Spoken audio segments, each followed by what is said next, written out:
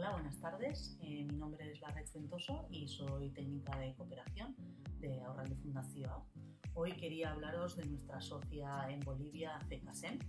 Tenemos con ellos en este momento un proyecto en activo financiado por la Agencia Vasca de Cooperación al Desarrollo, denominado Mujeres Protagonistas en el Ejercicio de Derechos de una Vida Libre de toda forma de violencia en el municipio de San Borja, Bolivia.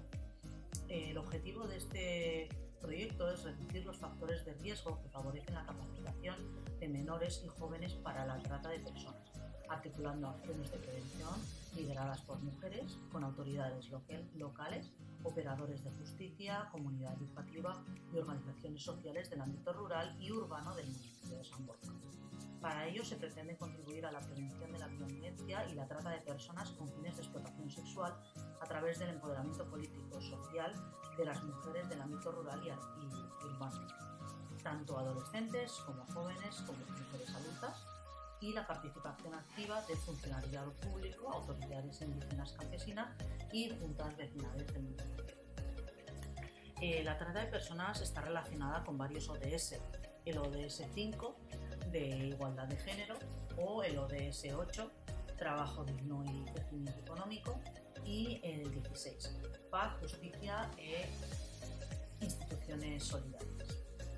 Según las Naciones Unidas, el 70% de las víctimas de trata son mujeres y niñas, de manera que esta grave violencia de derechos humanos no es neutral en cuanto al género. En concreto, la meta 5.2 del ODS insta a los Estados a eliminar todas las formas de violencia contra todas las mujeres y las niñas en los ámbitos públicos y privados, incluido la trata, la explotación sexual y otros tipos de explotación. Por otra parte, el ODS 8 también incluye la trata de una de sus metas, la 8.7, que aborda la esclavitud. Adoptar medidas inmediatas y eficaces para erradicar el trabajo forzoso, poner fin a las formas contemporáneas de esclavitud y la trata de personas, asegurar la prohibición y eliminación de las peores formas de trabajo infantil, incluidos el reclutamiento y la autorización de niños soldado, y que aquí a 2025 poner fin al trabajo infantil en todas sus formas. Finalmente, la meta 16.2 del ODS 16 quiere a escala mundial poner fin al maltrato, la explotación, la trata y todas formas de violencia y tortura contra los niños y las niñas.